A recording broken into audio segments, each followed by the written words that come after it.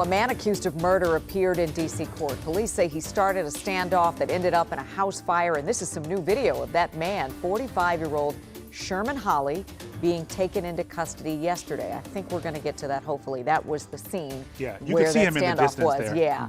Tonight he's facing second-degree murder charges. Thanks for joining us. I'm Leslie Foster. And I'm Lorenzo Hall. Our Rafael Sanchez Cruz spent the past hour looking into those newly released court documents. And Rafa, what did you find? Leslie, Lorenzo, Sherman Holley is being held without bond tonight after pleading not guilty to second-degree murder charges. He has an extensive criminal history that dates back to 1995 with charges that include assault, robbery, and domestic burglary. Court documents indicate that the latest incident appears to be a fight over drugs that turned deadly and ended up with families losing their homes.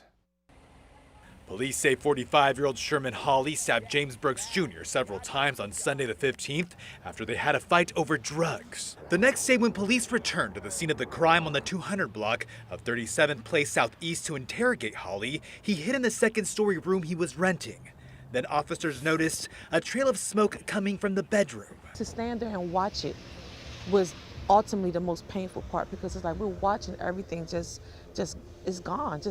It's just now gone. Holley eventually turned himself in, but the fire in his room spread next door, leaving Jamila Osborne and her sisters without their family home. And even looking at it now is really emotional, because it's like all of her memories are in there, and they're gone now. She's gone, the house is gone. The most painful part for the sisters is losing all their late mother's belongings. How do you explain that to a 2-year-old? How do you explain that to an 8-year-old that we are no longer going to be living in this house anymore because somebody destroyed it? Jamila's sister lost everything, including her 8-year-old daughter's wheelchair and their family cat. The things that we built in this house together cannot be replaced. That stuff is gone.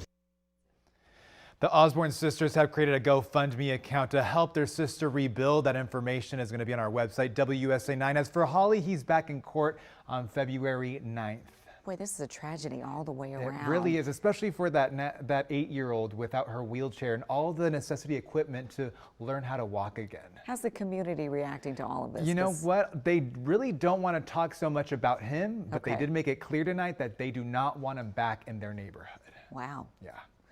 We'll see what happens here. Let's hope that they're able to get the funds they need to rebuild. And I know we'll continue to follow this story. We will, Leslie. Thank you. All right.